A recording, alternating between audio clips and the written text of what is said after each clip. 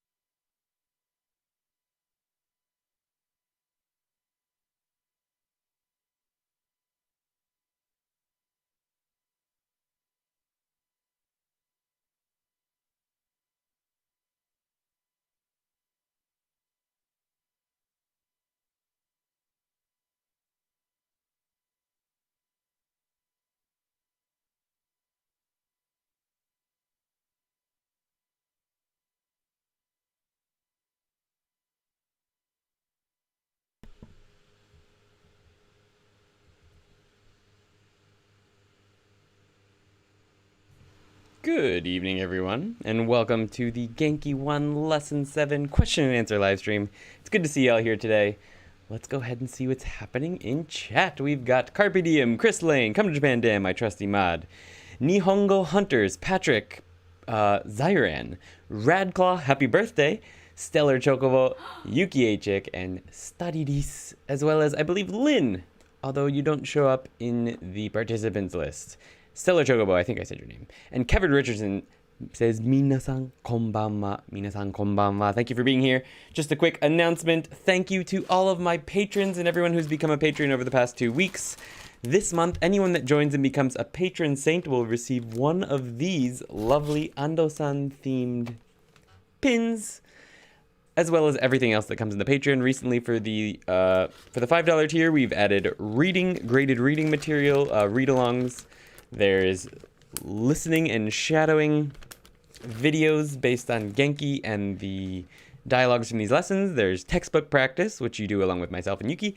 And there's also vocabulary practice from Genki, among other things. So check out the Patreon if you get a chance. There's a link in the comments on the in the live chat right now that Come to Japan Dan posted. And if you're watching on the replay, there's a link down in the description. Also, if you're here, quick announcement, please hit that thumbs up because that really helps the channel. Share this if you know anyone that's learning Japanese, and hit the subscribe button as well as the bell next to it, because otherwise you'll never know when I put something new up. And there's lots coming. I'm about to go on vacation after next week, so that means hopefully, there's going to be a lot more videos. Am I losing my voice already? That's random. Wonderful. So anyway, how is everyone doing tonight? Tonight is the question and answer, so it's when I get a chance to sort of just talk to you guys a little bit more. Some other people are in chat now. We've got hello from the UK countryside, Jack C8. Hello. Hello from the Japanese countryside. Tara Angel. Tara rhymes with Sara from Florida. I assume that means Florida. Will they be signed on the back by both of you? I didn't think of that. Maybe we should do that. Remember to like the video. Yes, please do. How the pins were made BTS video. Yeah, we gotta do something like that. They are, by the way, handmade by Yuki, just in case you guys are wondering. Or they are being handmade by Yuki, I should say. They're not all complete. This stupid tripod is... Sorry, guys. I'm bothered by how crooked it is right now. There we go. Good enough. It's probably worse than it was before. But anyway, what else do we got? Kei-san, imasu. Hello. Australia kara konbanwa. Konbanwa jiji. And thanks for joining the Discord just a few minutes ago, I think. Vanessa Valentino. Hello. Konbanwa. And hiya from the UK, not so countryside, says Aubergine Archer. Hey from France. And Michigan ni sundeiru. There are people from everywhere. This is gonna bother me. Sorry guys, I'm gonna get a little wobbly here. Right about there. Okay, that's better. So, just hanko each pin and explain what hanko in the BTS video. Yeah, they actually are hankoed. They're hankoed with hanko is a stamp for those of you wondering. They're hankoed with Yuki's. This is her logo. I actually designed this logo, and she knows a guy who does stamps. He carves the stamps out. So he took the logo that we designed and made a hanko, which is a stamp, and then we stamp all of the cards that they come on with the logo. Pretty fun. Hello from South Africa, Sibonga Celine. People from all over the world. One of my favorite things about these live streams is that it's like an international exchange going on here. It's pretty cool. I just finished the first Marugoto book with my iTalk I teacher, so I'm super happy. Nice. All right, that's exciting. Always exciting to finish your first book when studying a new language. So, let's see. Tonight, we're going over Yorkshire. All right, carpe diem. And thank you for all the encouragement to hit that thumbs up, subscribe, etc. today. So, Today we're doing a question and answer based on lesson 7, but as I always mention in these question and answers sessions, is that your questions do not have to be about lesson 7. That just sort of gives us something to focus on. A little, something to laser down in case nobody has any questions. So, lesson 7 was about the present continuous, Taiyu form, the results of the past change, Taiyu form, physical descriptions, the te form of adjectives and nouns, go and do, so miniku, go and watch, etc., and counting people in Japanese, which is pretty straightforward. So the very first section was teiru. So if anyone has any questions on that, now would be the perfect time for that. Man, my voice is a wreck today. It's very weird. I didn't talk much. Next visit to Japan, I want to get a hanko bought, made, and be able to speak to the shop person. Ian, it's definitely possible. And getting hankos made is pretty reasonable. They're not that expensive, unless you want like something super fancy made out of, I don't know, marble or something. But you can get like a wooden one for like, I don't know, USD $20, 2,000 yen or something. Yeah, pretty easily. Big ones like this might cost a little bit more, but I think you're probably talking about the little circle ones that people use to actually sign documents. In that case, it's totally reasonable. I'm in Cheshire. Nice. Yuki-san wa jibun de tsukutte imasu. Working on Teiru form here. Nice. Yes. Very good. Jibun de tsukutte imasu is what you'd want to throw in between there, and that would be perfect. So yes, she is currently making them. She's helping me work on the listening and shadowing slides for the Patreon right now, actually. But right now in front of her, these are just in the middle of drying. Let's go ahead and bring these up. Whoa. Here's a big pile of ones that are waiting to get pins attached to them. Right there. So, that's fun. This is what they look like in this form. Well, you can't really see them. Before the pins are attached. So those are in the line. We've got to finish probably about 150. There's, what do we got? 100? 100 gurai? We finished about 100 so far. So, good stuff. So thank you so much to all my patrons who are already there and already on the list to get theirs. Don't forget, if you are a patron, to make sure that your address is updated so that we send it to the right place, because that would be a bummer if we sent it to the wrong place, like the US government did with my stimulus check. They sent my stimulus check to New Zealand, and I'll probably never see it. Oh well, it's just $1,200. I didn't need that, right? Sad story. Don't drop them or your life will be over. Yeah, word. Is conjugation something that is done in casual conversation, or is it something that is mainly done on the written side? Conjugation is something that you will do all the time, especially Teiru. So the Teiru form is the present continuous. So it basically means someone is doing something, or I'm doing something. Utatteiru, for example. This is just the Tei form. I did a quick review of that last week. Because, you got to remember how to do that before you do the Teiru. So it's basically just ing. So what's Yuki doing right now? She's working. So hataraiteiru. She's working. If I were not to conjugate that into the Teiru form and just say hataraku, it doesn't really make sense. It means she will work, or I'm just saying the verb to work. It doesn't really work. So you always need to be conjugating verbs when you're speaking, unfortunately. I have a question about pronunciation. Hito sounds like shito when saying one person. Thoughts. Shito.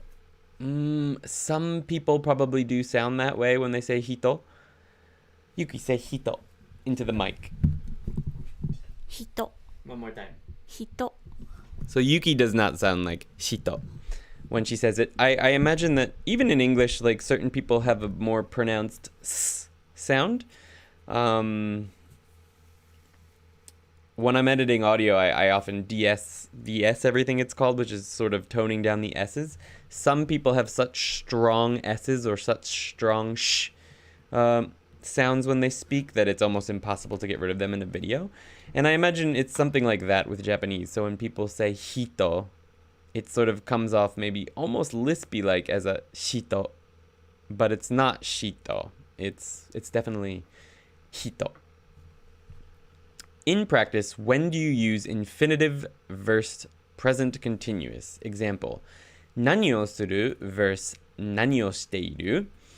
So, 何をする would mean sort of like, what are you going to do? Or what do you want to do? Or something like that. Like, for example, wake up today and we're like, what are we going to do today? We don't have any plans. So it could be something like, 今日は何する? Right? But 何をしている means, what are you doing right now? So if I look over at Yuki over here and she's watching a weird video, I'm like, 何を見てるの? Like, what are you watching? 何見てる? But if I want to know what she wants to watch on Netflix right now or in 10 minutes, I would say, 何見る? 何を見る? Right? Like that. So, same situation as with in English, really. Like, what are you watching? ING, present continuous. Versus, what will you watch? Same idea there. 人かわいい, says Lin. Definitely a lot of my friends pronounce it like shito. Yeah, I think it could also be sort of a regional thing. You'll notice different pronunciations, different pitch accents, literally anywhere you go in Japan. A couple towns over might sound completely different. I mean, it's the same in the States, right? Like, or anywhere you live in the world. A couple towns over, people might say certain words completely differently than they do in your town. And, but I'd say that standard Japanese, it's going to be hito. But yeah, some people definitely do sound like shito. I've definitely heard it before. And sometimes I've been confused when certain people are talking about whether they're saying she or he, which makes looking up whatever word they're saying that I don't understand. If I understood it, I would know what character they were using. Very difficult, but anyway. Yay, I made it in time, says Joe. Joe, thanks for stopping by. So yeah, so that's the kind of situation that you'd be using the Taiyu form in, as opposed to the infinitive. It's quite different, to be honest. Tohoku ben kana? Tohoku ben kana? Yeah, maybe. Maybe. Maybe. I don't know. There's not really much Tohoku ben, I don't think. Tohoku ben. Internet. Okay. Internet. Yeah. There is some intonation differences for Tohoku ben. But.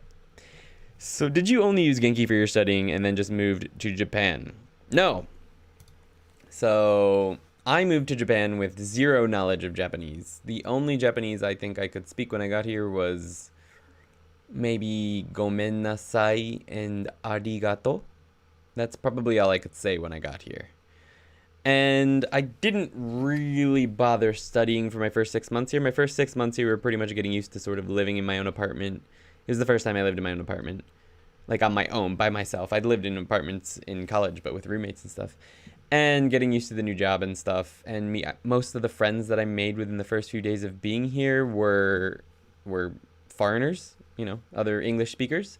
So I had no real motivation to learn Japanese my first 6 months. But after my first 6 months, I loved living here so much that I realized I was probably going to stay more than the single year I had planned on. So I thought, if I'm going to be here for more than a year, what a waste living in a foreign country and not actually learning the language. I was actually hanging out with some people who had lived here for like 5, 6, 7. I think one guy he's been here for over 10 years now, but they didn't speak any Japanese. And I was like, well, that's such a missed opportunity. I didn't want to be that guy. So I started studying very, very hard. I was putting in 5-hour days. Within the first week or two of starting to study, I started quitting English. Like I do no English days, so I'd only use what I knew for full days wherever I went with the people I was around. My 3rd month of studying, I quit English for a month and just spoke only Japanese. And by the end of that, I was able to start having pretty comfortable conversations. So my first 3 months, but not fluent or anything. And then, yeah, I just kept going from there. And then I took N3 at the end of that year. So I started at the very end of December in my first year here. I got here in May. And then the following December, I took N3. And then I continued studying for about a year, like trying to improve my spoken Japanese. But I didn't take any more tests. So that's my That's my Japanese story. There's far more details I could go into, like how I actually studied. But anyway, as far as Genki goes, I did not use Genki 1. I didn't use it. I didn't really use textbooks at all until right before I took the N3. I realized that while I could speak Japanese quite comfortably, I didn't have an excellent... I missed a bunch. Like, I could use a bunch of complicated grammar, but I had skipped the basics too much because I didn't actually use a textbook that had guided guided you through the steps. So I didn't know how to use a lot of super basic stuff that I was going to need for N3. So I went back... Not super basic stuff. I'm sorry. Not Genki 1. I went back to Genki 2 at that point. So a bunch of the stuff in Genki 2. And I started around middle of Genki 2. And I did the second half of Genki 2. So that's the only textbook I actually used. Ever. Ando kun no me wa chisai. Honto da yo. Meccha chisai. Tokyo ben to omoite ita. Shikashi, なんだっけ、熊本に行った時同じだった。そして大阪弁がとても違うそう。Yes, Osaka ben, Kansai ben is hard to understand. I was playing what's the game? Yakuza 0 the other day, and when at one point in the game, a couple hours, and you switch to a character down in Osaka, and for the character up in Tokyo, I was playing it in English, but all the dialogue and stuff is in Japanese, so I was using it to shadow. And I had no problems with the Tokyo one. Like, that was fun. I could understand everything that was being said, even though it was a little more slangy than what I was used to. But got down to Osaka, and it was like a whole new language. I had no idea what they were saying. It was pretty funny. How did you learn kanji? Any tips? What's up? I have idea. Okay. In Kyushu, とがで OK。何どういうこと？九州エリアは、なんかイントネーションはそんなに東京と違わないけど、最後に文章の最後のところにとっととかっていう。とっと。In Kyushu, people say とっと at the end of their sentences is something Yuki was saying, and in Fukuoka. So some differences, yes, for various areas. How did you learn kanji? Any tips for memorization? I used Remembering the Kanji by James Hasig. I still think at the very least, this says come to Japan, question mark. I use RTK. It didn't teach the readings, which I was sort of bummed out about, but it tells you from the beginning it's not going to teach that stuff. I still found the methods that he taught for memorization, like using stories and stuff to memorize, were super useful, and I use those for vocabulary as well, and sentences and phrases and stuff. So that was invaluable. And the first few chapters of that book basically teach you enough about writing that you should be able to write any kanji in the correct stroke order without even having to look up what the stroke order is, just by using the information he gives you. So just even that information alone made that book worth it to me. And also by the end of it, even though it took me about 6 months to finish that book, and by the end of it, I could look at a very complicated book, and even though I couldn't actually read it, like I couldn't read all the words or whatever, I could, glean the meaning for the most part, because I knew those kanji. So that was quite good. Something like Wanikani now might be a little bit better than remembering the kanji these days, but I think it's up to the individual learner what they want to do. Some people like doing RTK up to a certain point and then just going directly into reading lots of material. Because most books will have a lot of furigana, especially if you're using sort of lower level books. And then they don't bother with... Because Wanikani takes a very long time, I'm gathering. So some people don't want to spend all that time. They want to just jump right into it, which is perfectly fine. But yeah, using stories and mnemonics and stuff to memorize vocabulary and kanji and stuff was very useful. And also you need to learn them regardless of what method you use to learn kanji. You need to be learning them using radicals. You got to learn radicals, the pieces of kanji. Otherwise you're never, if you just learn them by looking at them, you're going to have a hard time. Learning the radicals, I feel like, is very important. If you go far enough from Tokyo, you actually apparently discover that Japanese isn't a single language, but actually a language family. The Ryukyu Islands seem to have one that's pretty mutually unintelligible with Japanese. Yeah, even if you go up to like Aomori, we went up to Aomori about 4 years ago, and I have no clue what people were saying. Like when they would talk to us, they would sort of switch back to sort of standard Japanese a little bit with weird intonation quirks. But when I was listening to like locals speak to each other while they were walking behind me or whatever, no clue what they were saying, which is not an issue here. I know what people are saying here. Also, Okinawa and stuff like that it's like a completely different language. あ、最近系エピソードがあるじゃん。何しようと。沖縄。あ、何してるの? 何しようと。Yeah. Nice. How many kanji do you think is needed to have a baseline of language? I've been told 2,000 by some and 6,000. 6,000, no. Nobody knows 6,000 kanji.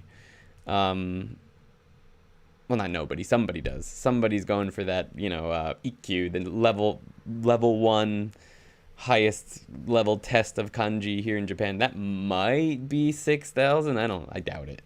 You need to know the basic Joyo kanji, the basic 2,000. I think it's 2,137. Yeah, the Joyo kanji. If you know those, you can get by very, very comfortably with almost anything you read, and anything that is not in those 2,000 is guaranteed to have furigana in any book that you read. So if you love kanji, you can learn more than that. There's nothing wrong with that at all. But if you're just looking to do it to learn Japanese for practical purposes, or because you want to read or, watch media or without, captions or speak to people, you don't need more than 2,000 something kanji, I don't think. I'd say even like if you're targeted in the ones you learn, a little over 1,000 to 1,500 will get you by pretty well. Yeah, Chinese has way more. I've done the core 2,000 deck, and now I've moved on to sentence mining from manga. Nice. I'm actually pretty fond of kanji. Yeah, I enjoy kanji. I really, really like learning it, and I'd like to get back into it. And I plan on doing it. I'm planning on restarting. Like right now for studying, I'm reading a lot. I'm reading Harry Potter in Japanese.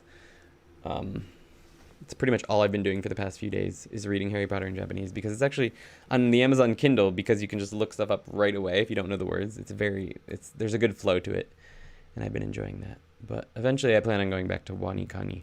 I'm losing my voice tonight. It's very strange. It's probably too dry in here. Gotta open the window. Aha.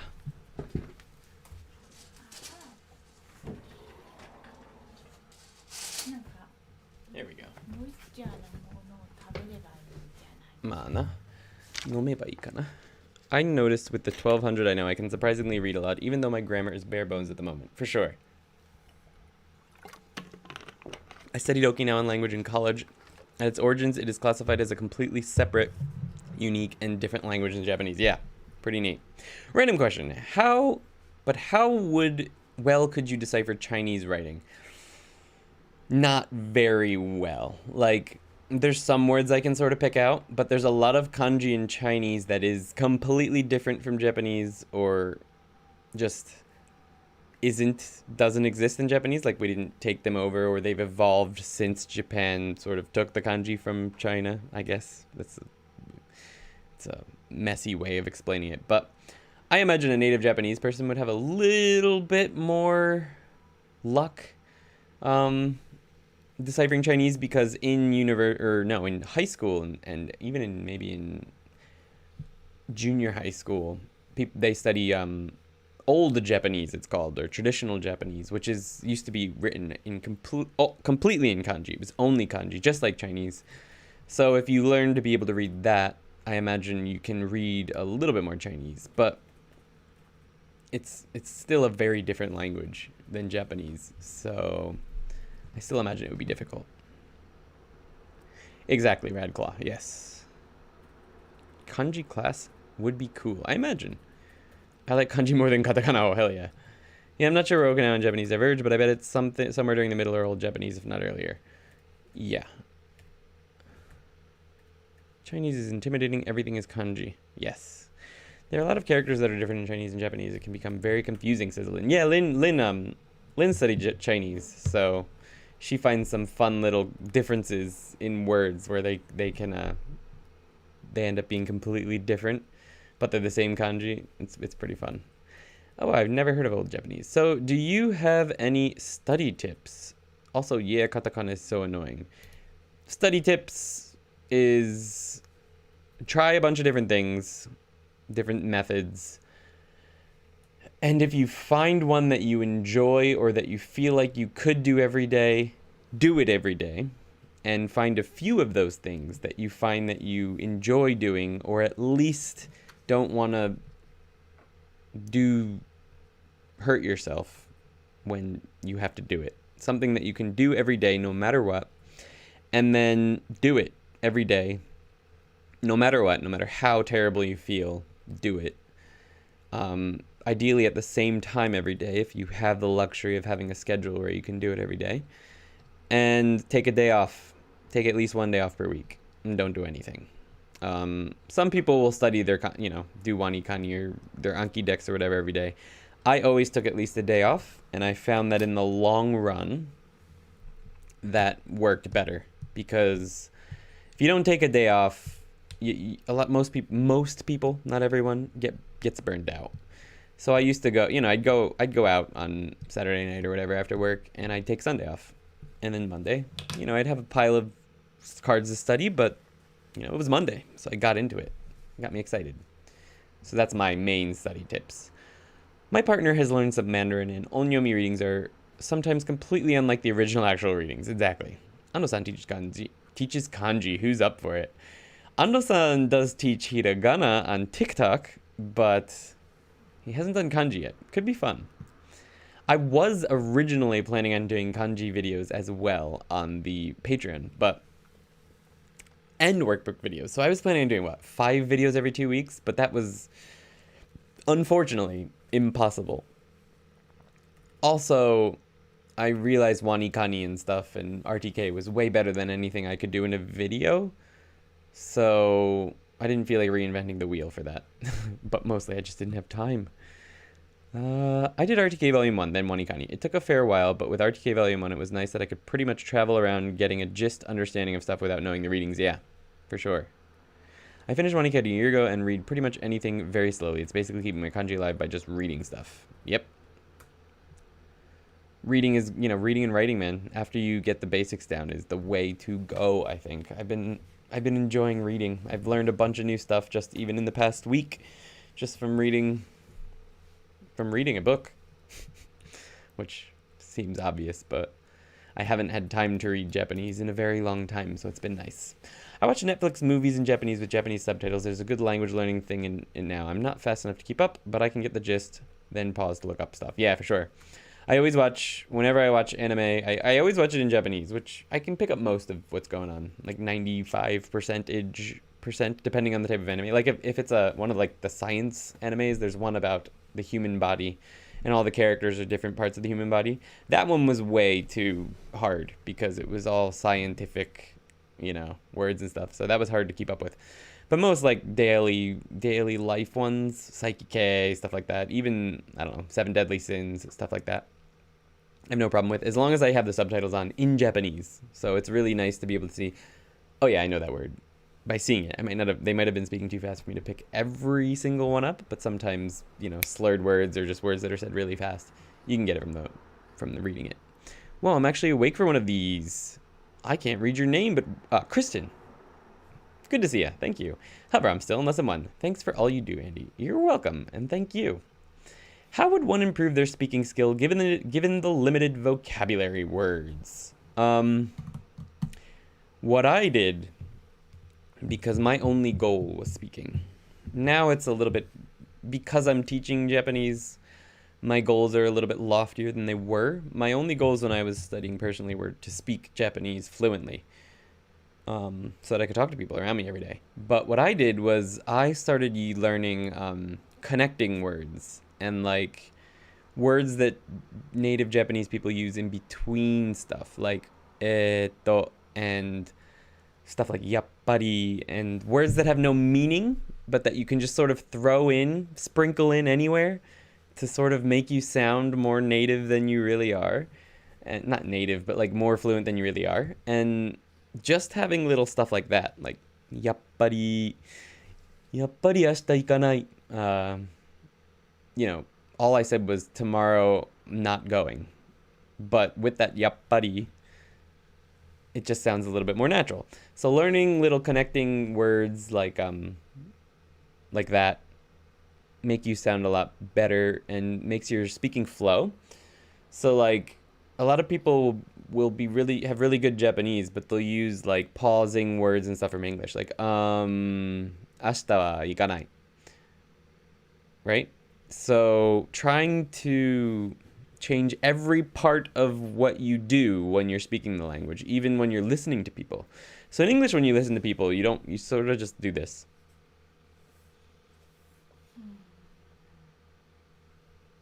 Right? You don't really say anything. But in Japanese, when you're listening to someone, you're more like, そうなんだ. Hi, hi. なるほど. そうなんだ.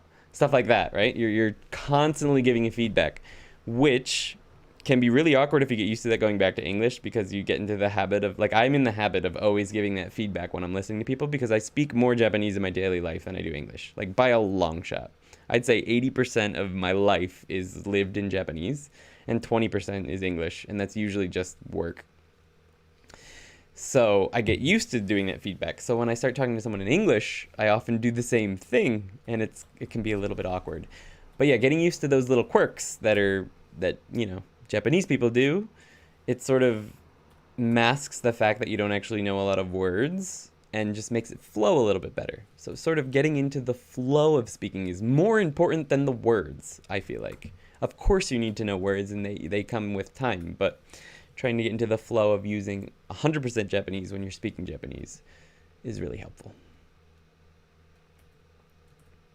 Thanks, Dan, for the 35 people watching and likes things. I'm currently playing Persona in Japanese. It's very good practice. Nice. I saw that game come up, and I heard a lot of people raving about it, and I wondered if it would be good to play in Japanese. I haven't been streaming games recently, and I kind of want to get back into it.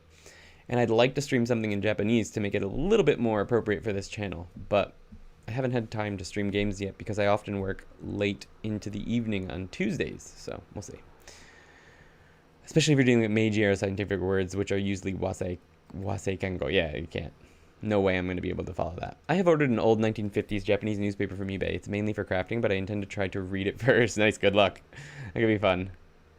That's so cool, Kyrie. Yes, that's a neat trick. Like using ya, sa, sa, demo sa, sore sa, ne, dakedo, stuff like that. Yeah, sa is a good one.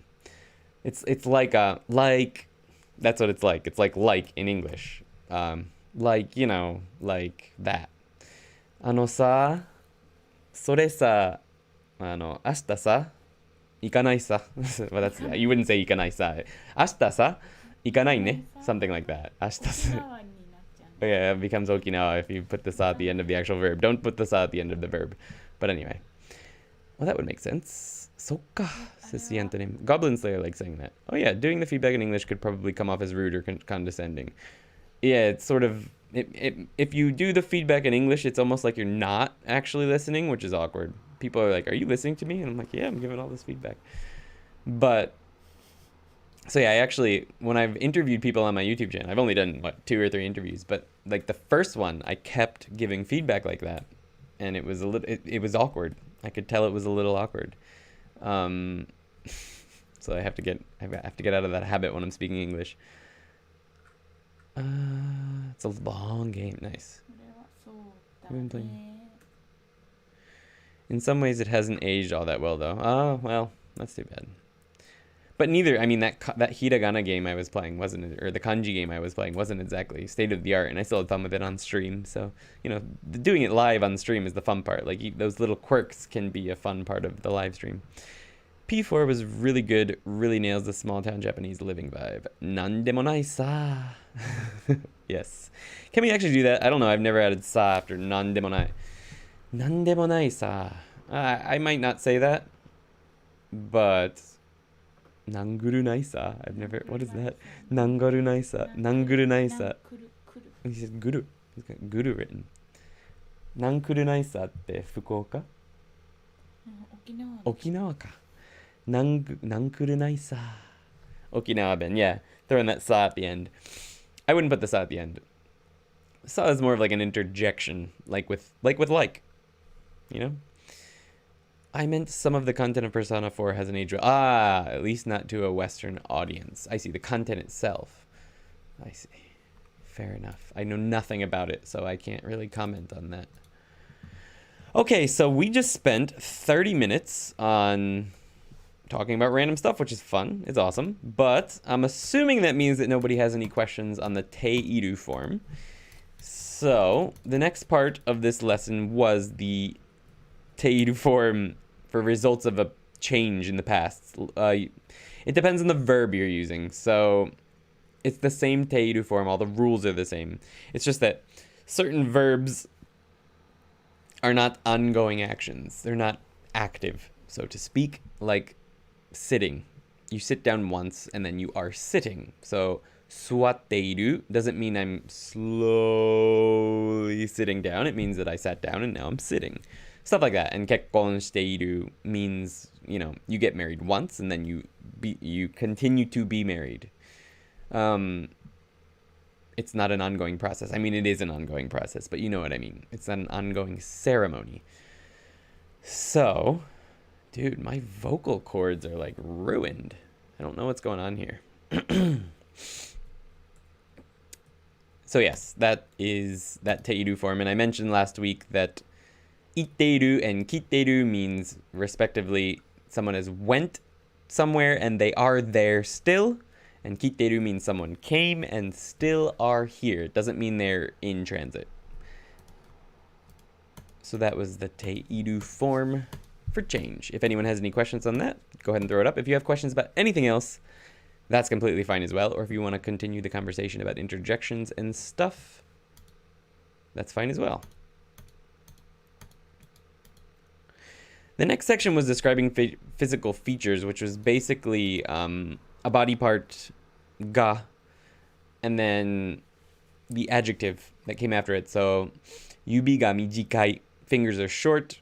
Colors are all right. I forgot to change the English colors. Mimi ga chisai, small ears. Hana ga takai, nose is prominent. Really means it's a big nose. Otou-san wa kami ga mijikai. Father has short hair. Imoto wa me ga ookii. My younger sister has big eyes. Inu no mimi ga kawaii. And that was a different form where we were using not to sort of emphasize the ears themselves. Stuff like that. So how would you say I'm in the process of sitting down? It's actually pretty common for words meaning things like sit or stand to shift in meaning to be exist. Yeah, true. How would you say I'm in the process of sitting down? Colloquially, I would say swarouto shiteiru. Like, I'm, yeah, something like that. Suwarouto shiteiru. I'm intending to sit down. Something like that, right? But that's very colloquial. I'm not sure how I would translate that sentence exactly into I am in the process of sitting down. Suwatteiru tokoro da. Swarouto shiteiru tokoro da. Nandaro. I'm not sure. I wouldn't even know if I'd say that, like, I am in the process of sitting down. I mean, that's what you would say in English, but would you ever actually say that? Present continuous, present perfect の continuous みたいなやつ。この意味。今立ってる。こうやって。座ろうとしている。座ろうとしているってことですよね。座ろうとしている。Yep, exactly what I said there. 座ろうとしている。座ろうとしている。There you go. Okay, so that was that. Describing basically, Genki also covered things like sei ga takai and sei ga hikui. Sei means back, literally in Chinese and English. But it means how tall someone is. So sei ga takai means that they are tall. Literally, I guess you would translate it to their back is long or their back is high, up in the air, something like that. But it means tall. Sei ga hikui means your back is low to the ground. You're short, basically, like me. Ude ga mijikai. Short arms. Yes. Good sentence, Radclaw. Fair enough. Yes, so do you. I think that would probably be the best way to say it. 座ろうとしている.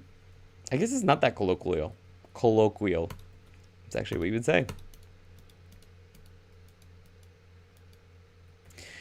So the next thing we covered was te form for adjectives and nouns.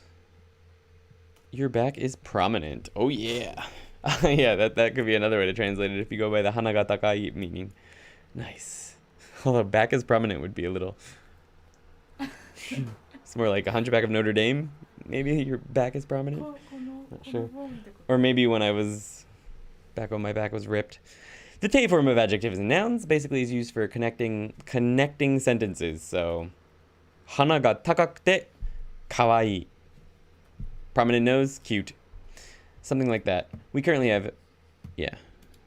So that was just for connecting sentences, connecting descriptions, but you can also use it to just connect thoughts. Connect thoughts, someone mentioned in the Discord today was a good way to put it. It's a way to connect two separate thoughts.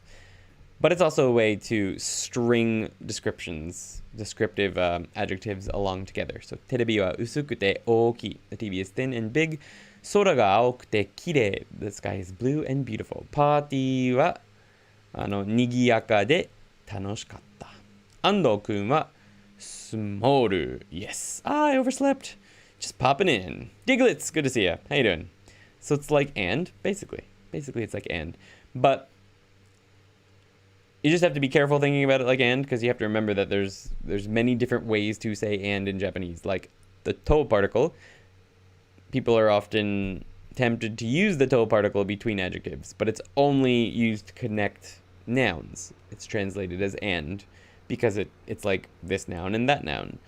But then you can't connect other things that way. So you have to use the te form to connect adjectives or sentences together. What's the difference between wakaru and shiru? Thought wakaru meant to understand, but sometimes I see it used as to know.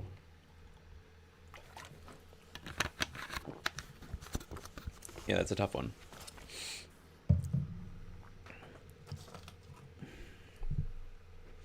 I'm not sure I can answer that question effectively. It's become sort of a feeling thing for me now.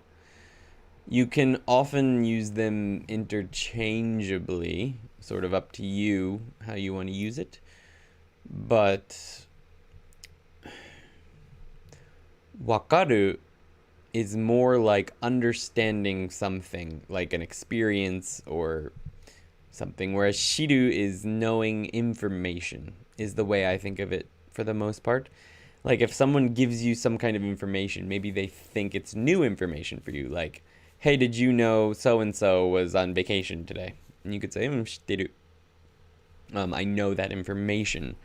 Whereas someone's saying, do you know how to program computers? Or I don't know. Do you understand existential philosophy? I don't know. Wakaru. Nantonaku wakaru. Whereas knowing is knowing a piece of information. Wakaru is usually used to mean I understand some kind of... Oh, shit. I understand some kind of... I don't know. Idea? It's sort of a weird one because I know what you're saying. Sometimes you can see them being used almost interchangeably. I keep moving my chair over the cord for the mic. So it's kind of a weird one, but for the most part, it's usually that way. Like most of the time, shiru is used, shiteru is used in reference to information, data, stuff like that. Whereas wakaru is used more for ideas, understanding ideas is what I want to say. I feel like there's a better explanation for that. I'll have to look into it more for you. I don't have a perfect answer for that. Can you use the te form of an adjective to connect with a noun or verb or something like that? Yeah, you can use it to connect sentences, different thoughts. So, for example, do I have any sentences like that down in the dialogue? I don't, but You could say something like, I can't think of a good sentence. That's something different. Te form. Te form of an adjective. I can't think of a good sentence off the top of my head, but you can. What adjectives have both e and na form? None, I don't think. A different question, huh? Different question. Go away. Yama ya umi ga atte, kirei na tokoro desu. This sentence is in Genki, and the usage of te here confused me a bit. Can you explain it? Ah, yeah, I remember you asking that question earlier in the Discord. I didn't get a chance to answer it. I'm sorry about that. Yama ya umi ga atte. So this is the te form of a verb. So it's the verb aru, right? Not the te form of an adjective, but it's basically the same idea. So aru can have a te form, but it's not the same. You can't have the te form in like a request.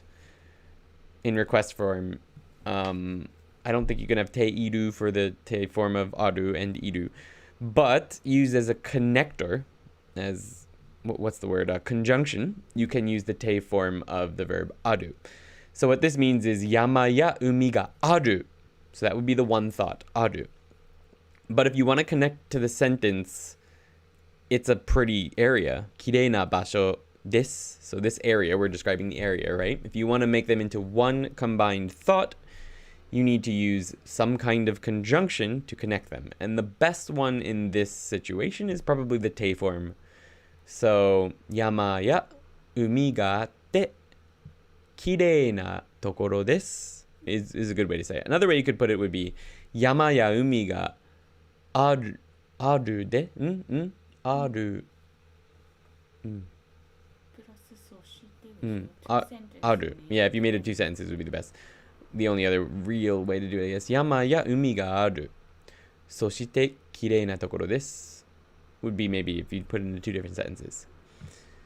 If I recall last week, you said you shouldn't connect more than 3 ideas as a good practice. I mean, that's just sort of my personal preference. I feel like doing too much in a single sentence, too many thoughts in a single sentence is just like in English sort of starts to run on and the ideas get sort of messy. But someone like good writers, now to be fair, they're already good writers. They've already got a good grasp of the language. So they have a right to break the rules, right?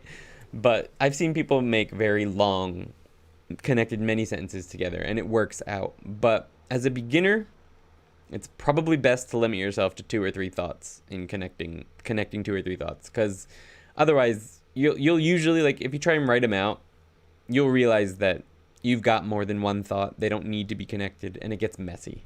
So I wouldn't connect more than 2 or 3 thoughts personally. And I don't recommend that you do yet. And your rendition of the te form conjugation song has been stuck in my head all week. You're welcome. I'm sorry. I'm not sure. Actually, that's an interesting distinction. I'm not sure which distinction we're speaking of, but yeah. Ohayo at Come to Japan and Yuki H-Chick. Ohayo. Oi. Ona. Huh? Okina. Wakarimashita, or so I think. Thanks for the answer. Yeah, that's another situation you would use wakarimashita to mean, I gotcha. Gotcha. That's another way you use it. Gotcha. Understood. Stuff like that. You wouldn't say shitteru, because that means you now, That's one situation you wouldn't use them under interchangeably. When someone's told you something and you've taken on that information, you understood what they said to you, or you often use wakaru, wakarimashita, when people are giving you instructions and you want to indicate that you understood the instructions. I'll say it a lot of times when people are telling me, like I'm at the doctor and they're telling me a bunch of information about what's happening. Wakarimashita. Hai, wakarimashita. Wakarimashita. You just say it over and over and over and over and over and over and over and over and over again. It would be really, really weird, actually impolite, to say shiteimasu. Shiteimasu. That means that I already know. I already know. What you're telling me is not new information, you idiot. I already knew that. That's what that means. So do not make the mistake of saying shiteiru when what you want to say is wakarimashita. Chisai chisana.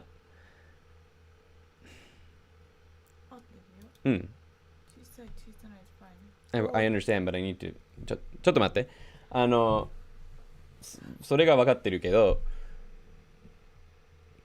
小さいと小さなって同じ形容詞じゃないでしょ。小さいと小さないいとなの形容詞形容詞。なの場合はうん、形容詞。形容動詞。ほら、ちょっと I forgot about that one. 小さな、大きな、大きな。でも they show up differently in the dictionary. ね。大きな。意味は大体同じです。大きな it shows up as a separate verb in the dictionary. Big, large, great.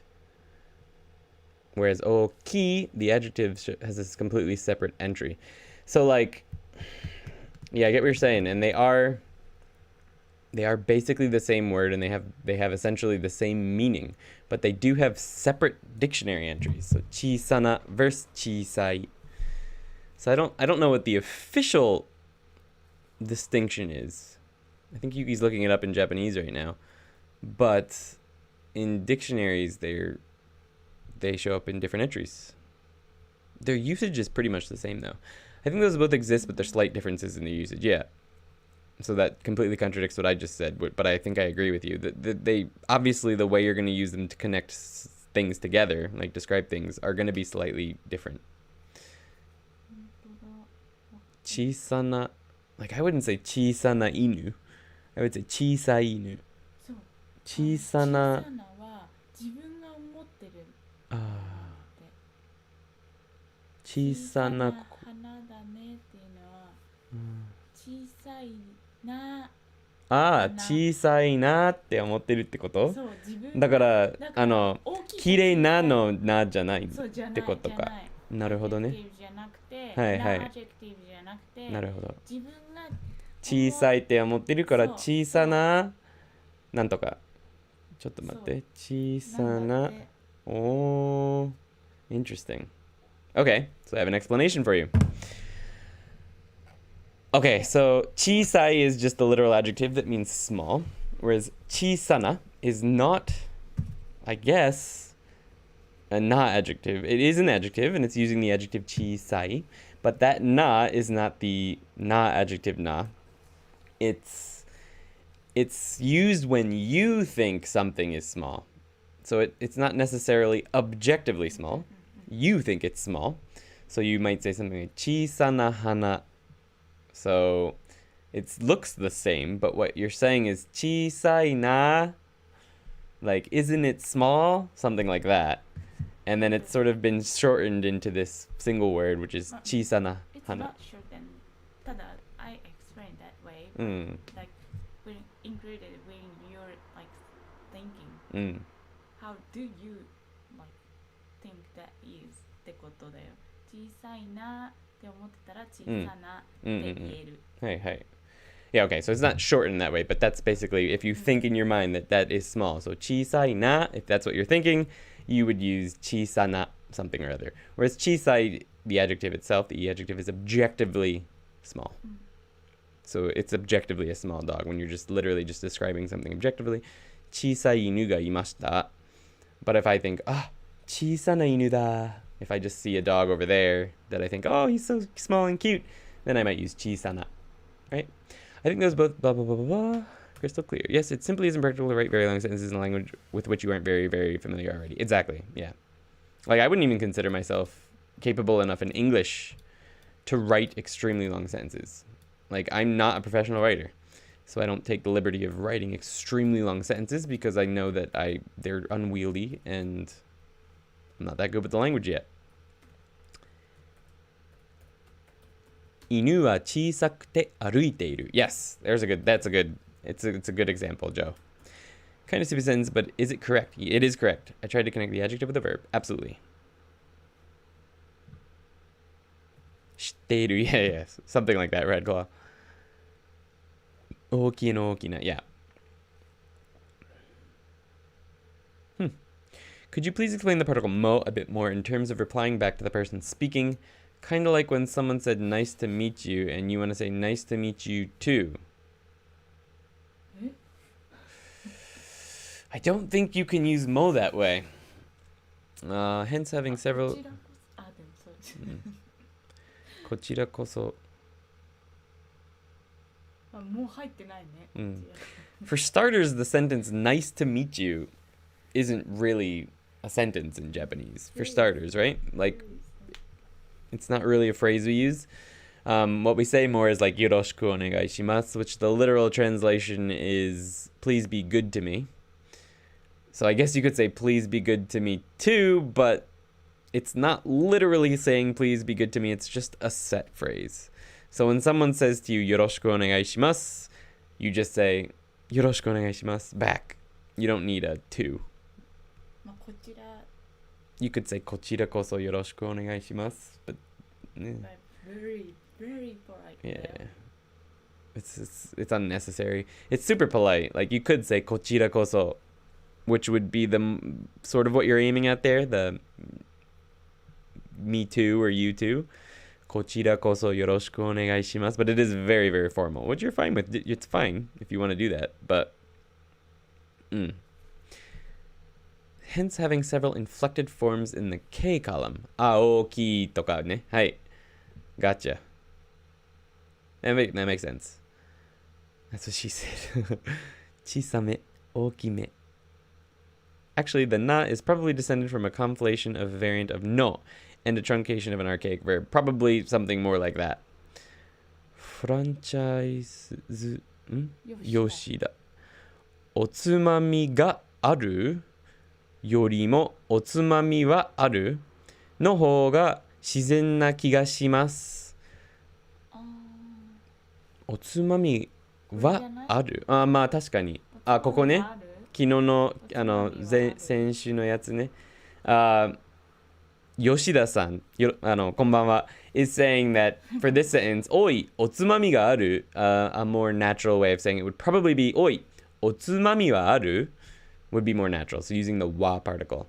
We won't get into the differences of wa and ga there, but I think either could work, but yeah, maybe wa would be more natural. So that was describing things, or the te form of adjectives. If anyone has any more questions on the te form of adjectives, I'm happy to go over that as well. Our next section was pretty useful, I think. It's using vimas form plus ni iku, which is go and do something, or come and do something if it's with kuru, or go home and do something, which I don't really use much. Genki presented the three verbs to be used in this situation. Kai ni iku, kai ni kuru, kai ni kairimasu, which I don't hear that very often, but it does work. Yoroshiku onegai shimasu could perhaps be more elegantly translated as I implore you to treat me well. Yeah, definitely. Ramen wo tabechatta.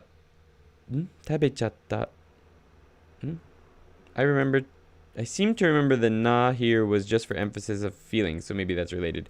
It's the same na that we're talking about. Yeah, the nanka nantoka stai na, like I really want to do that. It's sort of like an emphasis of feeling, like I wish I could do that almost, or like it saying the difference between ine and ina is actually quite big.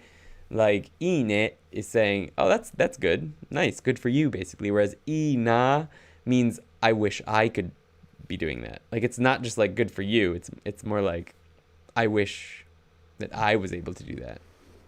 So that na is actually makes quite a big difference. It's an emphasis of wishing I was able to do that thing. But it can also just be an emphasis of feeling about something. Ramen mo tabechatte ii no ni na. I really wish I could eat ramen, basically. That should be te.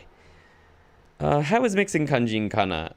Ichijikan or ichijikan? I'm guessing full kanji is better, but when I know only about 50 kanji, what I find is that most of the time numbers are not written in kanji.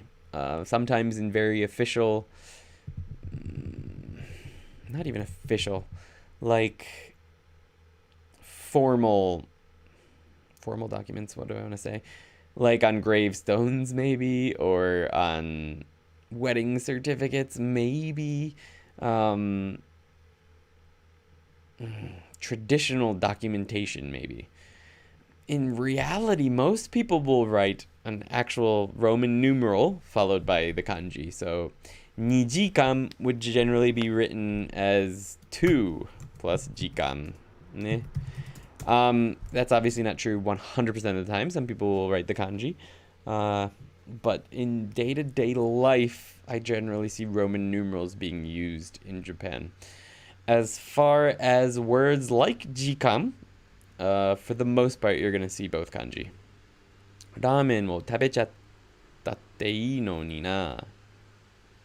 Ramen wo tabechatte ii no ni na would probably be, make more sense? Is not like the emphasis no da. I'm sorry, yeah, Arabic numeral, right. Sorry. Not Roman numerals. Arabic numerals. Arabic numerals. Yes, that one. Turning red. Na is like the emphasis no da. No, not quite. Na doesn't necessarily have a good translation. It's literally just emphasizing how I feel about something. Generally an emotional response like na, wishing. Sort of wishful thinking almost. Wishing that I could have that, wishing I could have done it, wishing someone else would have done it. It's like wishing for something to be a certain way when it is not. Yuki just said, karaoke ikitai na. I want to go to karaoke, or I wish I could go to karaoke. Would be a better translation. Like the literal sentence before na is, I want to go to karaoke. Karaoke ikitai. But she's not saying right now she wants to go to karaoke. What she wants to say is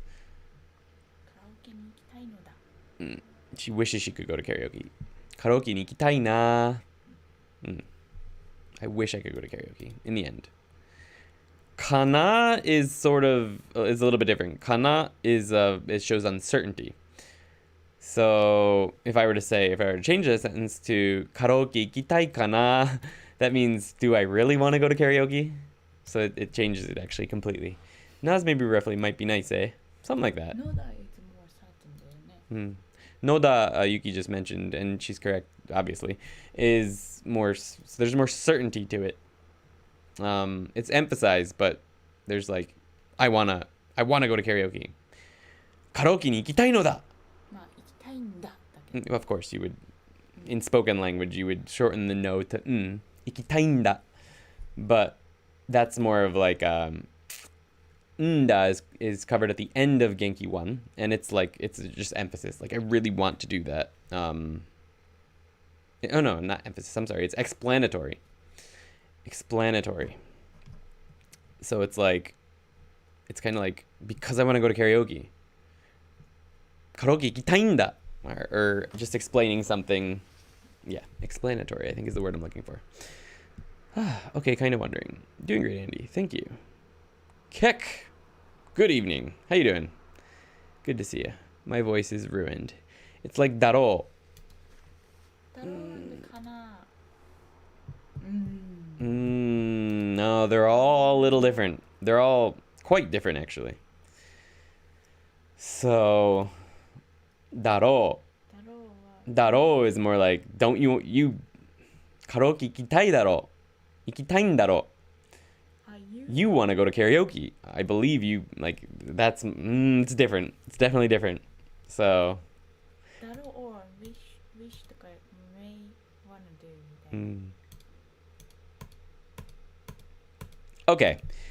So let's move off those ending particles for a little bit, because we're getting into some a little bit more advanced territory that every single one has a sort of subtle meaning that is very different from the other one, and we're just going to confuse everyone, I think, at the moment. No, it's okay. So let's move on from those for now. We'll come back to na at some point. We'll come back to nda and noda at some point, and daro will also come up again. But for tonight, let's leave those there. The final section of this lesson was counting people, which is just, there's 2 exceptions to the reading. The reading is nin, so 3人、4人、5人、6人、7人、7人, etc. The first two just have special readings that you need to memorize, which are hitori and futari. And that's it. So you just have to memorize those two readings. 男の人が2人います。私の家族は7人です。or 7人です。4人でゲームをします。And that was that. I doubt anyone has any questions on number of people. If you do, more than happy to answer that. Our question time last week was describing these little cute pictures like 可愛くて目が青い using the te form of adjectives. Feel free to do that again as I answer any other questions that you might have. How would I say for how long, such as I have been studying Japanese for 2 months now? Thanks for the answer, Andy. No worries. So, 2ヶ月. So you put ka in between. You say ヶ月. So 2ヶ月 would be that. 2ヶ月 is for describing how long something has been going on. Length of time. 2週間勉強しています. So if you've been studying for 2 weeks, you could just say 2週間. But when you get the months, you need to say 2ヶ月、3ヶ月、1年間. So if you've been studying for a certain amount of years, you need to put kan at the end of it to specify that. So 1年間、3ヶ月勉強しています. 勉強しています. I've been studying for 1 year and 3 months is how you would say that. For me, I'd say, yeah. I've been living in Japan for 7年. Well, I don't remember how long I was gone for, so we'll just say 7年3ヶ月日本に住んでいます. I've been living in Japan for 7 years and 3 months or something like that. ふわふわでじろじろ見ている. Love it. じろじろ見ている. Love it. Good. Everybody is talking about sentence endings when I only know yo and ne. Word. You don't have to worry about them too much at this point in Genki. There's lots of them, and they all have subtle differences that will change when you use them. Na is very common. Nda is very common. Nda shows up at the end. Noda is a shortened version of noda. Shows up at the end of Genki 1, so we will get to that. Biru no naka ni 20人で、20人です。ビルの中に20人です or がいます。Nice. Okay.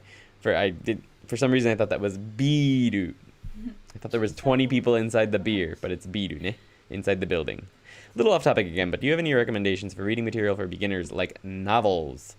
So, for complete beginners, I highly recommend graded readers. On the Discord, you know what? I'll just put it in here now. Let's go. I'll leave this up. Can I get the Discord up without it? Search bar. Discord. There is the graded reader. I can find that on Patreon. I have it on my Patreon. Oh no, that's not a link to it. That's actually the file. So there's 930 pages of graded reading material that are free. There's a PDF. And it's not bad. It's pretty good. On the Patreon, Yuki has been doing a... Where is it? There we go. A read-through of it. So that people can read along with it. But basically, it's 900 pages from level 0, so completely beginner, to copy link. Open link. From levels 0 to 4, so for beginners, that's a pretty good. Let me just drop that link right there. That is the 900 pages of graded reading material. Graded readers themselves, if you were to buy them, are... Man, my fans are going insane. They're not even on overboost. Graded readers are very expensive if you're to buy them. I don't recommend buying anything under grade level 2. 2 to 3, 4 are generally have enough content for them to be worth it. Anything before level 2 of actual purchasable graded readers is probably not worth the money. you're generally spending about 3,000 to 4,000 yen for a box set of maybe 5 books. And if you get level 2 to 3, that can actually be 5 to 6 hours of reading material, maybe more, which for graded reading material is quite nice. But at level 0 and 1, you're going to be done with them very fast, 2 hours max. And there's not much rereadability with them because they're pretty boring. So I don't recommend much below level 2 for purchased graded readers. I created a website a long time ago called the Hon Repository. I sold it for, well, the person never paid me. And they've not updated anything on the website. They haven't changed any of the links or anything. It's all still there. There's the link, Hon Repository. But I don't own it.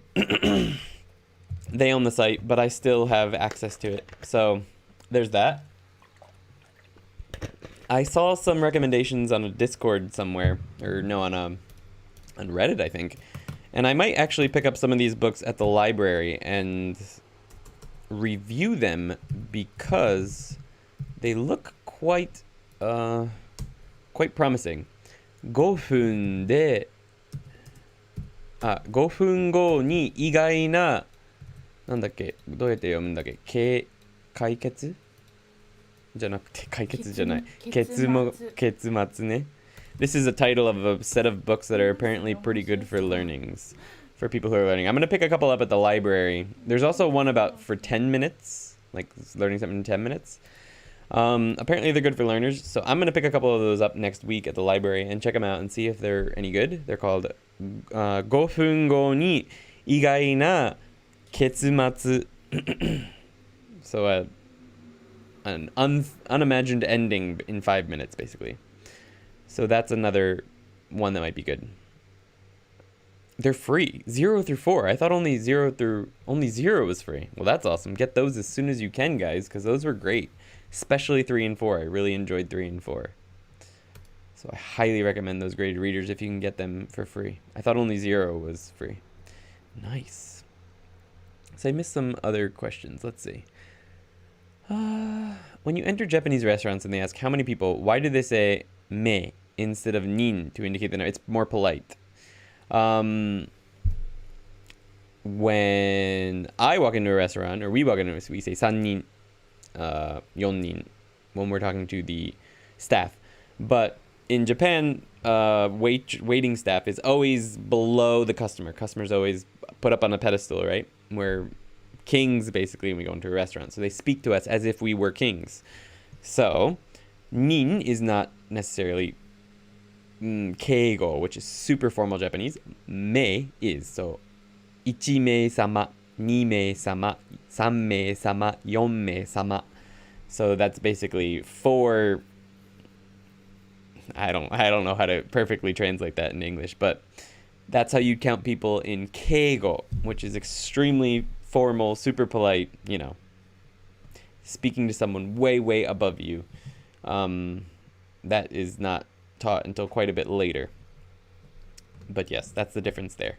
You don't need to use samme sama and stuff like that unless you plan on working in a restaurant in Japan, which is possible. I've done it. I worked in a bar / restaurant here in Japan for a year so that I could practice Japanese, and it was a really good experience. It did help me learn a lot of Japanese because I had to speak to people, you know, I'd finish work at my Kaiwa, my English language school, at 7 p.m. on Saturday, and I'd bike into town, about an hour, 45 minutes into town, start work at the restaurant at 8, and I'd work until 4 in the morning.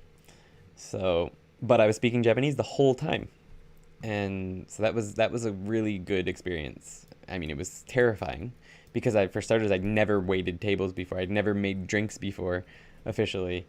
So I'd never bartended before. So I got to learn all of that in Japanese, even though I'd only been studying Japanese for about a year. So I recommend it. But unless you're going to be doing that, you don't really need to use samme sama toka. And you definitely will not be using that if you walk into a restaurant. When you walk into a restaurant, do not say samme sama. That's weird. No, that's not okay. Sannin. Yes. We are kings. 3 of us is basically what you're saying then. Big noob question, but Genki seems to kind of gloss over specific time. Unless I missed it. Like, how would I say it's 10時48分? 午後10時48分 is what you would say. So, you'd use fun on the final minutes, just like 48分, 40分, 50分, stuff like that. So it's the same. It's the same as the less specific times that they've taught you. You just use more specific numbers. 40分, 48分, 46分, 45分, right? 1分, 2分, 3分, stuff like that. I hope that helps. It's not really a big explanation, but basically it's not any different saying it specifically, so that's probably why they didn't teach it specifically. I think there were some exercises in the practice that were specific though. I seem to remember making them for the Patreon. 4ヶ月日本語勉強している. Is that how you would say it because it is still a continuous action, or should I use the past? Unless you're finished studying, unless you're done studying and you don't plan on studying anymore, you would definitely use the Taiyu form. You just got to get rid of that small tsu because that means no. So that's the conjugation of to know. している is just している. している. Otherwise, good. This is something of an off-topic question, but is it correct that such second-person pronouns as kimi or kun and どうやってこれ読むんだっけ? あなたね are quite infrequent in speech? It is correct. Anata shows up from time to time, but generally if you know somebody's name, you're going to use their name instead. It's much more polite. Anata is polite, technically. But it does feel a little bit cool. So, and off-putting almost. So it is more common to use people's names or, yeah. Or something like Oni-san, stuff like that, you know? Oni-san. Oni-san, nani shite masu ka? Instead of Anata wa nani shite masu ka? Sounds a little bit katai, which is like harsh, I guess. Harsh. Yeah, so it is true. And kimi, I use kimi sometimes, usually only with kids though. It could be sort of a term of endearment. Kimi wa nani shiteru?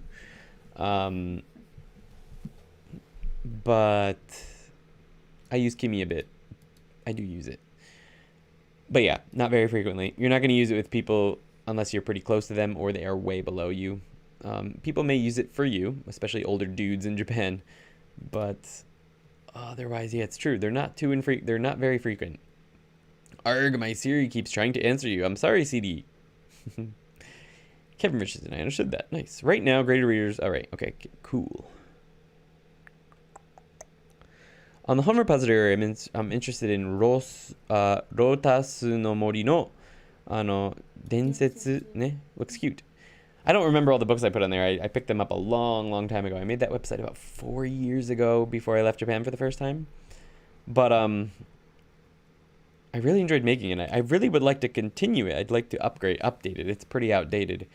I don't even know if all the books are available still on Amazon, but I don't technically own it, so I don't really want to update it without knowing what's going to happen to it. Like if it just suddenly disappears from the internet.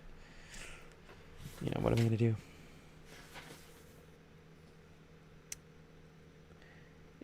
It only required Nemo. It was fast. Nice. Keigo is not part of Japanese. I would look forward to learning. No, nobody likes Keigo. Even a lot of Japanese people have a hard time with Keigo. Like, generally when people start getting ready to get a job or when they decide they want to change jobs, they'll study or refresh themselves on Keigo because it's not natural, I guess. It's very formal and decided, and there's very specific things you have to do in a very specific way and say in a very specific way, and it's very ritualistic almost. Making distance there, It's placing distance between yourself and others is what it's for, but the actual process of that is it's not easy, so it's hard even for Japanese people. Before I forget, I don't know if I can share links, but I use this one to listen to Japanese radio a lot. There is also an iOS app. put the title of it. You can't share links in YouTube chat, unfortunately, and putting it down in the comments, YouTube tends to mark as spam. So it's unfortunate. If you want to throw the link in the Discord, I think most of the people that are in chat right now are in the Discord. Maybe not everyone, but maybe there's a link to the Discord. I think it's still active down in the description. If you want to come join us there. I'm very much a person who chafes at too much hierarchy, for better or worse. Yeah. Hierarchy is very, particularly in relation to age. Like, age is very important in Japan, and respecting your elders is extremely important, whether they're elders in age or elders in what they've been at your company longer than you have, your senpai, stuff like that. It's very important to pay attention to it in Japanese. You don't necessarily need to, as a foreigner coming to Japan, need to know keigo. You should know polite Japanese. But unless you're going to be working in a position that requires you to be customer facing and speaking Japanese, right? Customer service, basically. In Japan, you don't really need keigo. It's not really necessary. If you want to learn it, more power to you. But otherwise, kimi, like buddy? Yeah, I guess. It means just you, literally. It means you. It means the same thing as anata. But it's a little less formal. A little more, yeah. Like this. Anata is trying to look level, sort of, maybe a little bit up. Whereas kimi is looking down at someone. Not in like a negative way, you know what I mean? It's just... It's hard to explain. Speaking down towards someone doesn't mean you're doing something... You're not like doing a power move or anything like that. It's nothing like that. It's not demeaning. It's nothing like that. It's just, it's traditional. I don't know how to explain it. Otherwise, it's just the way things are done. It's not, nobody thinks about it. But it would be weird if you didn't do it. You can search for Radio Garden. I'll think you will find it. Nice. Kibishikute.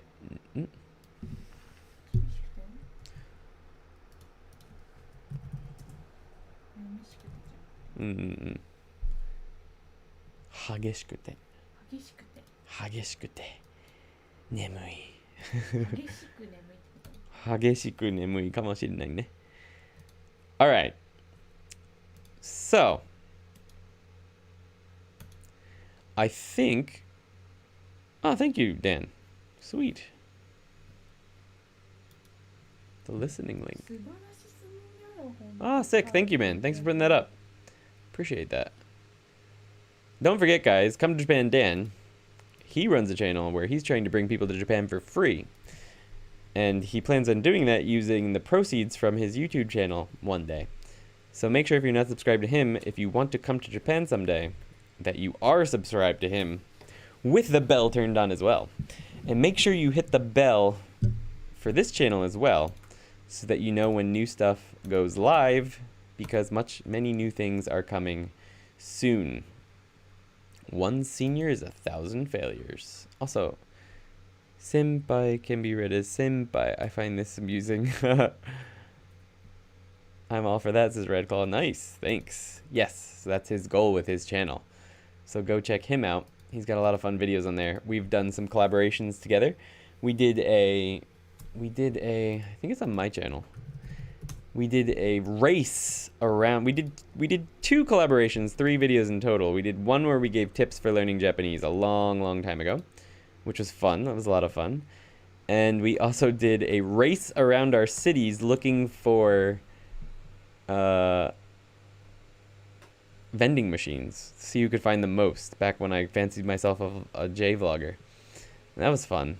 I enjoyed that. We planned on doing a lot more of those, but then just I sort of got super busy and I wasn't able to continue with them. But here's a link to our vending machine race. It was fun as hell. And yeah, so that's fun.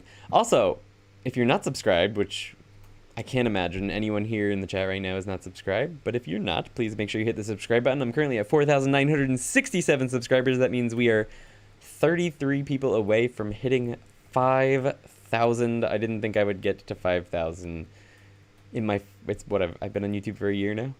I never expected that. I was like, maybe if I hit 1,000 by my first year, that'd be sick. But thanks to you guys, and for those of you who have shared this channel, we're about to be at 5,000, so thank you so much for that.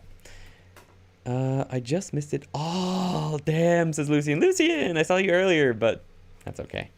Guys, I found a cool app if you want to speak and practice with locals. Hello Talk.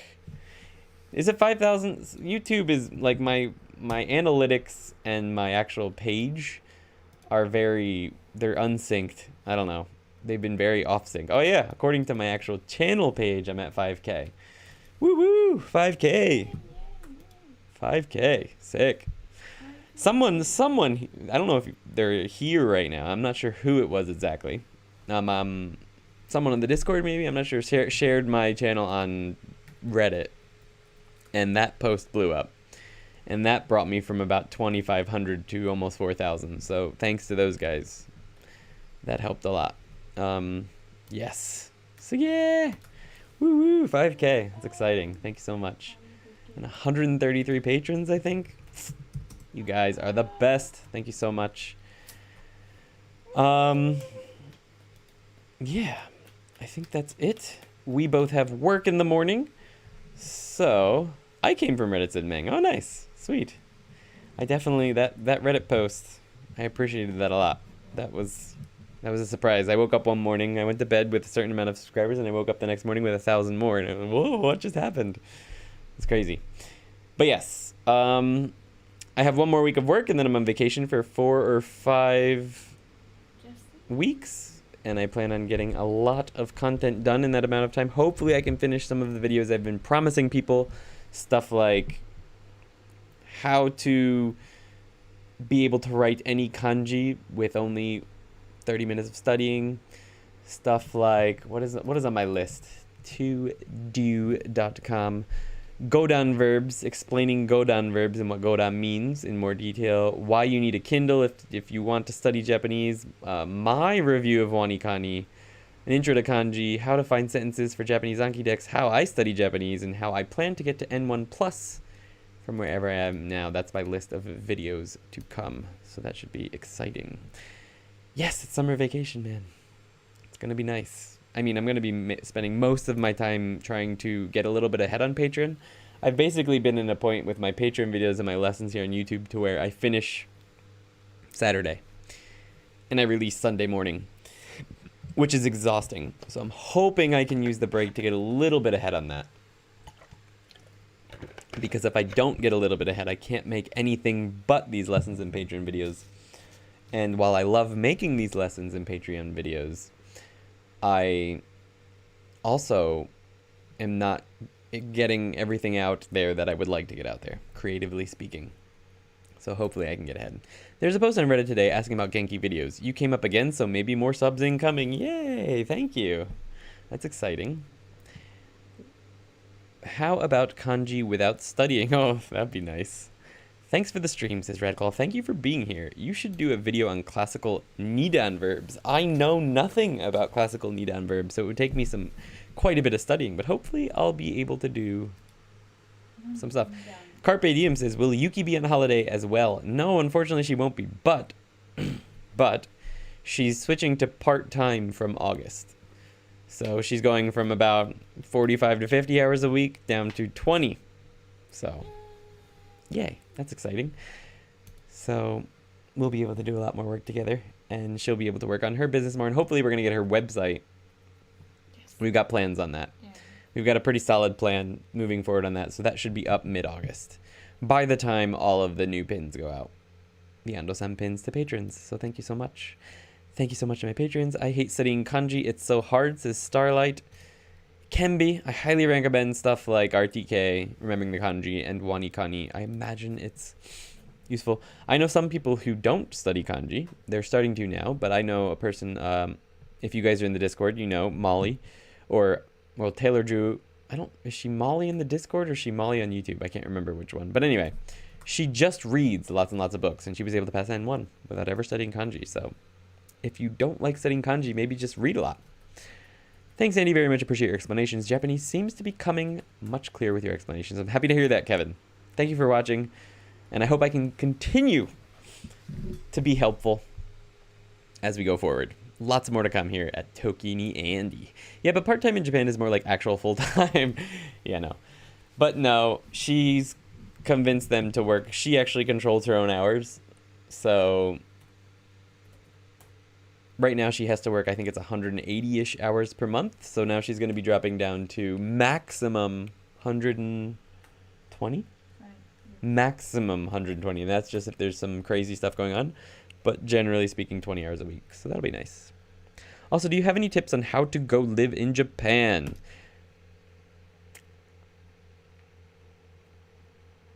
I mean, if you want to live in Japan, the easiest way to get here is just to bite the bullet and get an English teaching job. Jet is the best, probably, if you're going to get into. I didn't do that. I signed up for a company called Anki, which was an Eikaiwa company, and they hire within the United States and Canada, and maybe England now. And it was a hard job, but it got me here. It got me my visa, and then I worked there for a year. It was tough, but it got easier. And then the second year, I just started getting bored with it. So then I found a better job and moved on to that. But yeah, basically taking a job that you're probably not going to like and just accepting that your first year will be tough, toughing out the first year, using your time to learn Japanese, and then finding a better job is probably the easiest way to get here. And it's quite easy. Right now, it's not because of COVID. Japan doesn't let anyone in. I was supposed to go to my best friend's wedding to be his best man in August, but Japan will not let me back in if I leave the country. So I can't go to his wedding. But they finally decided to cancel the main part of it now. So maybe I'll still be able to. Maybe they'll do it again someday. I don't know. Stroll on August, Yuki. Oh yeah. I don't know how to conjugate them off the top of my head, but they tend to have a conclusive in u, but their other conjugational stems will have e. Interesting. There's also, I think, a few with eh. One day I'll have to look into that. Content is so good as always. Thank you, Keckles, and thank you so much for all your comments on the listening and shadowing videos. I really enjoy this. Sorry I haven't been able to answer comments recently. I've got a backlog of comments to answer, everyone. I'm really sorry about that, but I will get to them soon. It's been a really rough week. Big question, I know. Best tip is to wait for the virus to go away. I mean, yeah, that's the only option really right now, but no, nobody wants to let Americans go anywhere. With the numbers that are popping up, I can't say I blame anyone. Also, you need a bachelor's degree. Yes, a bachelor's degree is necessary. I know of people who have gotten around that requirement. Most of them did so by getting married. So unless you can find a Japanese girl to marry wherever you are, probably not. I knew an Australian who managed to get a job here without a degree, but that was a very rare situation. Generally, you're going to need a bachelor's degree. Oh, I want to live in Japan, but I want to craft. So a tricky combination for now. You can visit lots. Well, I should hope they would cancel the main wedding. I would hope so, but I think they're actually doing the wedding. They're just canceling the reception barbecue. So, I don't know. I graduated last year. All right, you're good to go then. Time to go on girlfriend hunting. Free passports and visas for everyone, says Lucy. Good luck. It'd be hard for me to get an English teaching job when English is not my native language. Depends on how good your English is. Not impossible. There are schools in Japan that teach other languages as well. So whatever your native language is may be possible. And there are jobs for people from other cultures and countries as well. So it's not impossible. I just don't have any answers for that. I only know how to get here if you speak English, unfortunately. Like me, I married Japanese. There you go, Arik. Nice to see you, Arik. I think it's my first time seeing you in chat. I'm not sure about that, but my memory isn't the best, so I apologize if you have been here before, but thank you. It doesn't have anything to do with English teaching, but I think computer science would still be useful. It would be. I know a guy, so this is cool. But once again, he's married to a Japanese girl. But he works for an Australian company, and he convinced them to let him work from home in Japan.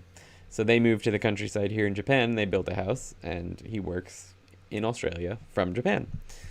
So that's another option. I wouldn't personally recommend working in engineering or computer science in Japan. It's not valued very highly. There's lots of jobs for it, but they don't pay well, and the hours are insane. You're talking 8 a.m. to 1 a.m. on a regular basis. So I don't recommend it at all. But that's up to you.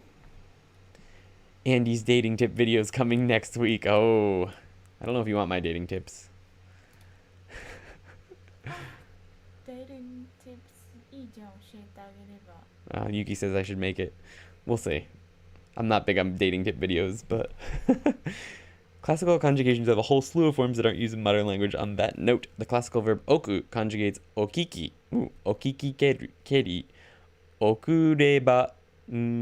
これどうこれこの We still use the verb oku, but なんだこれケリーはたアだよフことレのバーは同じ終えてしなくはなかなかに耐えてしなくはなかなかに身をも身をもなんだこれ人をも身をも恨みざらましなんですかこれ百人一首です百人一首百人一首がオールドジャパニーズウェブサイトだね I see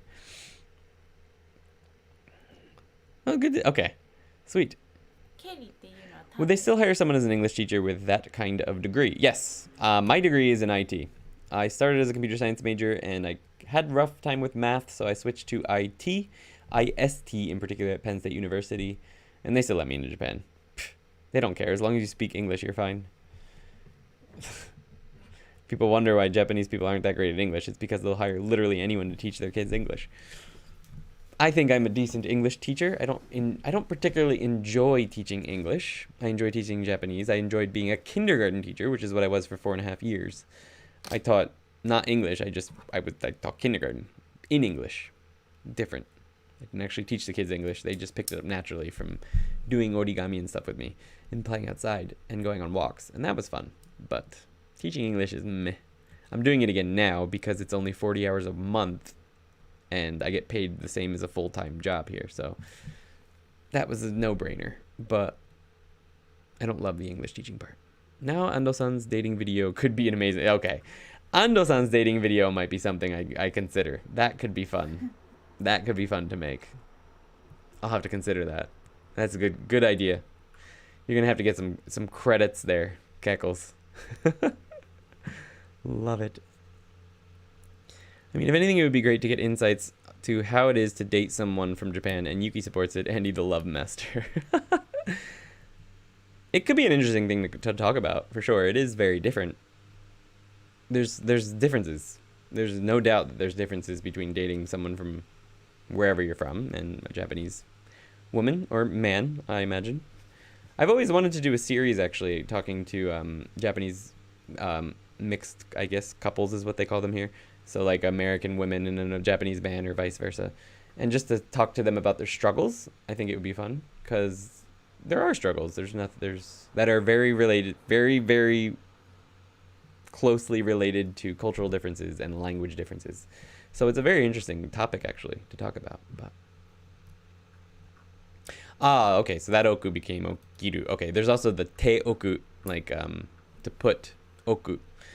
So that I guess is different. Ando-san is similar to Nendo-san. He's not that stupid. He's a little bit more mean than Nendo-san. But yeah, I see where you're coming from there. Kindergartens would drive me insane. I like kids. How hard is it to come in as a full teacher if you have an education degree? You're going to get the same job as I would with an IT degree, unfortunately. You might have a leg up in getting certain positions at like international schools, but you'd probably be better off at trying to get a job at a university.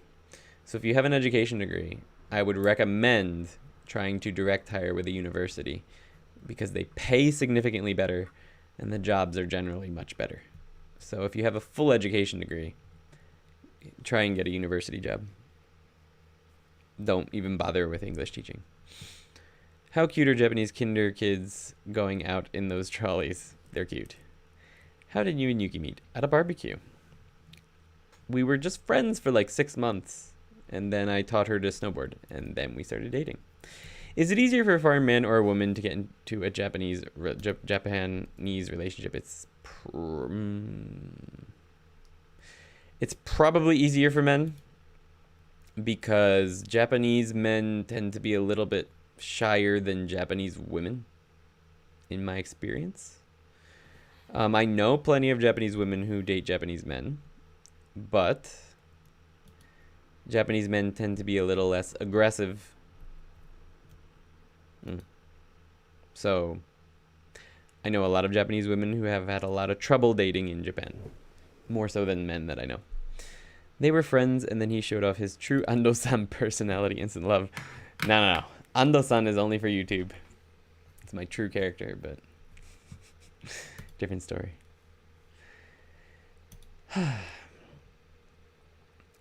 So, I think that's where we're going to cut it off tonight. It's 10:45. I got to get some sleep.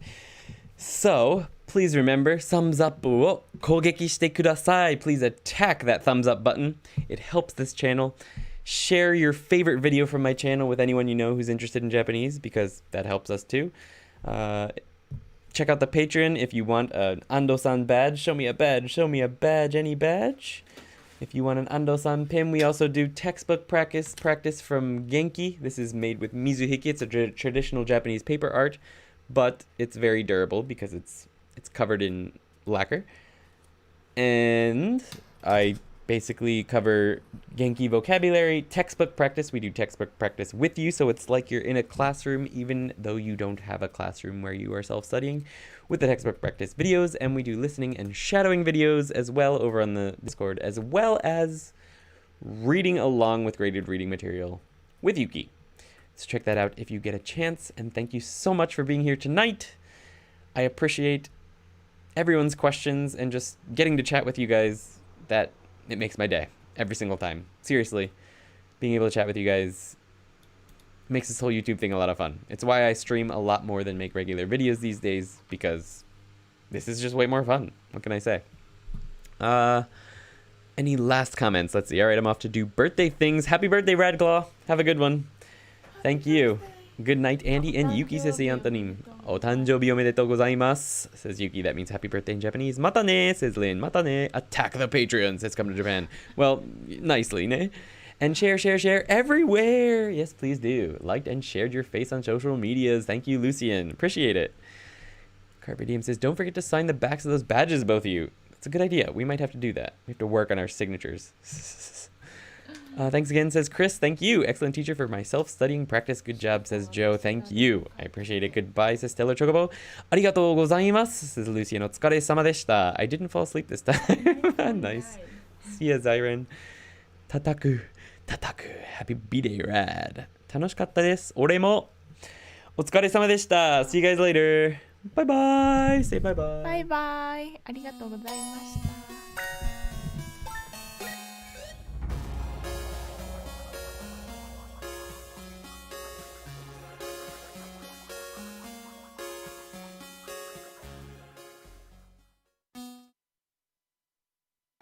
俺と同じ風に日本語を喋れるようになりたいのか？この本持ってるのか？ Then we're here to help. え、そうなの？俺は無理って言おうと思った。On the ToKini Andy Patreon, we have listening and shadowing practice, Genki vocabulary practice, Genki textbook practice where Yuki, Ando, and I are your partners. Eventually, even workbook practice. え、そうなの？給料出る？確かに。Yeah, sure. 給料出るんだ。After Genki 1, we'll be covering Genki 2, and eventually even intermediate textbooks. Detailed grammar lessons and Japanese Q&As will, as always, be on the YouTube for free. ToKini Andy Patreon, live right now. よろしくね。よろしくお願いします。